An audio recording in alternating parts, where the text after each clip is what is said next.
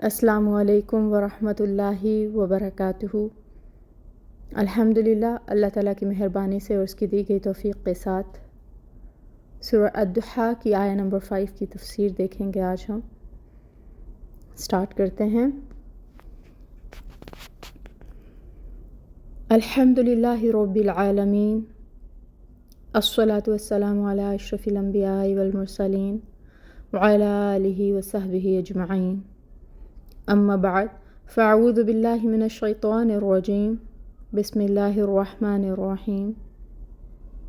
رب اشرح لی صدری ویسر لی امری واحلل عقدۃ من لسانی یفقہوا قولی۔ ربی زدنی علما، ربی یسر ولا تعسر وتمم بالخیر، اللہم فقہنا فی الدین، اللہم بارک لنا فی اوقاتنا، آمین یا رب العالمین۔ آیہ نمبر 5، وَلَسَوْفَ، اور یقیناً ان قریب، یعطیک، عطا کرے گا آپ کو، ربو کا، آپ کا رب، فترضی، تو آپ راضی ہو جائیں گے، اور ان قریب تمہارا رب تم کو اتنا دے گا کہ تم خوش ہو جاؤ گے۔ یہ بامحاورہ ٹرانسلیشن دیکھی ہم نے۔ آپ صلی اللہ علیہ وآلہ وسلم کو اللہ تعالیٰ نے کیا کچھ دیا تھا، اس بات کا احاطہ ہم نہیں کر سکتے، بلکہ اگر ہم سوچیں تو وہ کون سی ایسی عزت اور شرف کی بات ہے جو آپ صلی اللہ علیہ وآلہ وسلم کو اللہ تعالیٰ نے عطا نہیں کی۔ اب اس آیہ مبارکہ میں یہ اسپیسیفائی نہیں کیا جا رہا کہ اللہ تعالیٰ آپ صلی اللہ علیہ وآلہ وسلم کو کیا کچھ دیں گے، عمومی طور پر اشارہ فرما دیا گیا۔ مطلب اس کا یہ ہے کہ آپ صلی اللہ علیہ وآلہ وسلم کی پسند کی ہر چیز آپ صلی اللہ علیہ وآلہ وسلم کو عطا فرما دی جائے گی، ایسے کہ آپ صلی اللہ علیہ وآلہ وسلم راضی ہو جائیں گے۔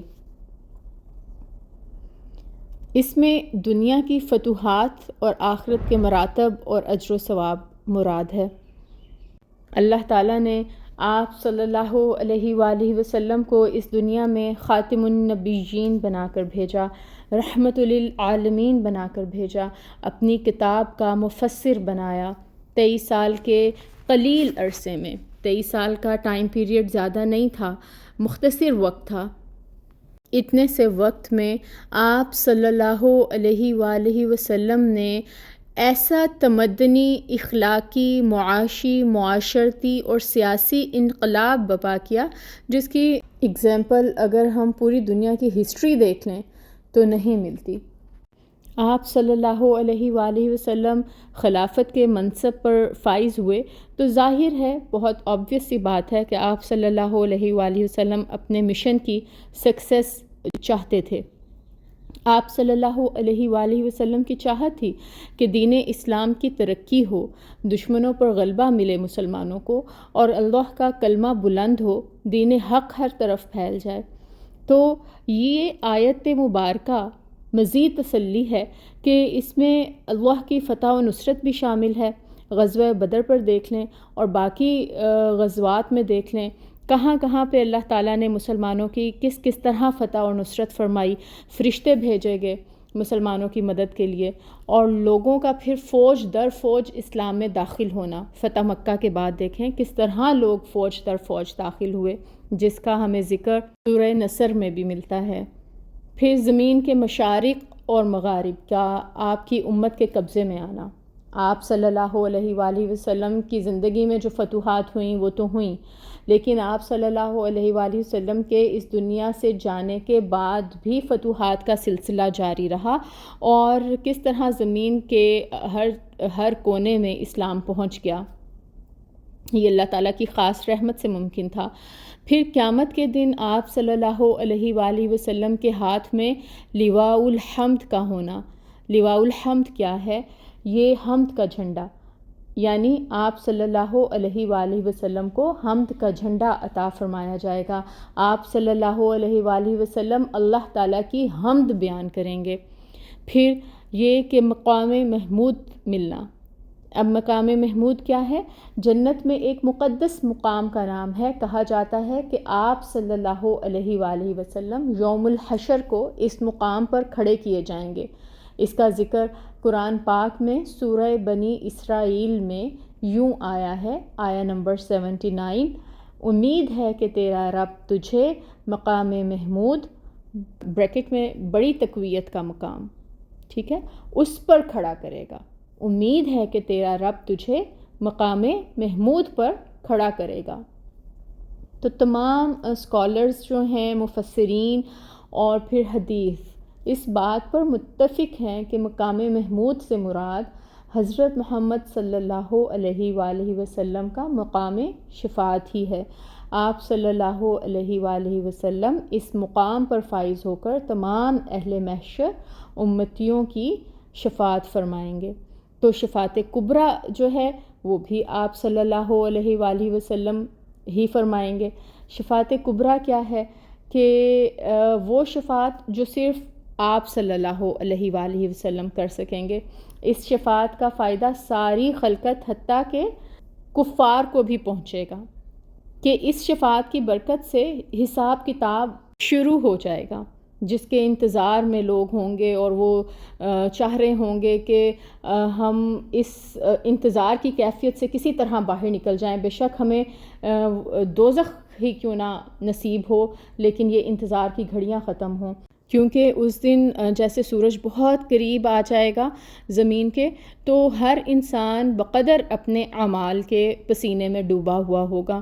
تو یہ جو انتظار کی کیفیت ہے یہ بہت مشکل ہوگی، بہت طویل ہوگی، اور پھر اس سے چھٹکارا ہمیں ملے گا آپ صلی اللہ علیہ وآلہ وسلم کی برکت سے۔ آپ صلی اللہ علیہ وآلہ وسلم جو ہے شفاعت کبریٰ فرمائیں گے، اور اس وقت میں کسی نبی کو بھی اس شفاعت کی جرت نہیں ہوگی، اور اس شفاعت کی برکت سے پھر حساب کتاب شروع ہو جائے گا اور قیامت کے میدان سے نجات ملے گی۔ حدیث میں ہے کہ جب یہ آیت مبارکہ نازل ہوئی تو آپ صلی اللہ علیہ وآلہ وسلم نے فرمایا، جب یہ بات ہے، یعنی کہ آیا مبارکہ میں یہاں پہ دوبارہ پڑھتی ہوں، اور ان قریب تمہارا رب تم کو اتنا دے گا کہ تم خوش ہو جاؤ گے۔ جب یہ آیا مبارکہ نازل ہوئی تو آپ صلی اللہ علیہ وآلہ وسلم نے فرمایا، جب یہ بات ہے تو میں اس وقت تک راضی نہ ہوں گا جب تک کہ میری امت میں سے ایک آدمی بھی جہنم میں رہے گا۔ یہ قرطبی میں آتا ہے، اور حضرت علی کرم اللہ وجہ کی روایت ہے کہ آپ صلی اللہ علیہ وآلہ وسلم نے فرمایا کہ اللہ تعالیٰ میری امت کے بارے میں میری شفاعت قبول فرمائیں گے، یہاں تک کہ حق تعالیٰ فرما دیں گے کہ اے محمد اب آپ راضی ہیں؟ تو میں عرض کروں گا یا رب میں راضی ہوں۔ غرض کہ وہ سب کچھ اس عنایت میں، اس عطا میں شامل ہے جو اللہ تعالیٰ نے آپ کو اس دنیا میں عنایت فرمایا، اور پھر اللہ تعالیٰ مزید جو آپ کو آخرت میں عطا فرمائیں گے۔ حضرت ابو ہریرہ رضی اللہ تعالیٰ عنہ سے روایت ہے کہ حضور نبی کریم صلی اللہ علیہ وآلہ وسلم نے فرمایا، میں قیامت کے دن اولاد آدم کا سردار ہوں گا، اور سب سے پہلا شخص بھی میں ہی ہوں گا جس کی شفاعت قبول کی جائے گی۔ اسے امام مسلم، ابو داؤد، احمد میں روایت کیا گیا ہے۔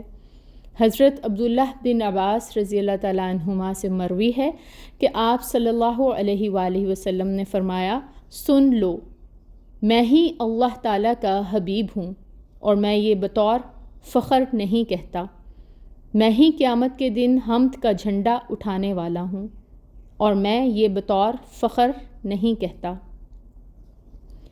قیامت کے دن سب سے پہلے شفاعت کرنے والا بھی میں ہی ہوں، اور سب سے پہلے جس کی شفاعت قبول کی جائے گی وہ بھی میں ہی ہوں، اور میں یہ بطور فخر نہیں کہتا۔ سب سے پہلے جنت کا کنڈا کھٹکھٹانے والا بھی میں ہی ہوں، اللہ تعالیٰ میرے لیے اسے کھولے گا اور مجھے اس میں داخل فرمائے گا۔ میرے ساتھ فقیر اور غریب مومن ہوں گے، اور میں یہ بطور فخر نہیں کہتا، میں ہی اولین و آخرین میں سب سے زیادہ عزت والا ہوں، اور میں یہ بطور فخر نہیں کہتا۔ اس حدیث کو امام ترمذی اور دارمی میں روایت کیا گیا ہے۔ تو یہ سب کچھ کیا ہے؟ یہ سب اللہ کی رحمت اور اس کی عطا ہے، جس کے متعلق اللہ تعالیٰ نے فرمایا کہ ہم آپ صلی اللہ علیہ وآلہ وسلم کو اتنا کچھ عطا کریں گے کہ آپ صلی اللہ علیہ وآلہ وسلم خوش ہو جائیں گے۔ سبحان اللہ۔ سبحانک اللہم و بحمدک اشہد ان لا الہ الا انت استغفرک و اتوب الیک۔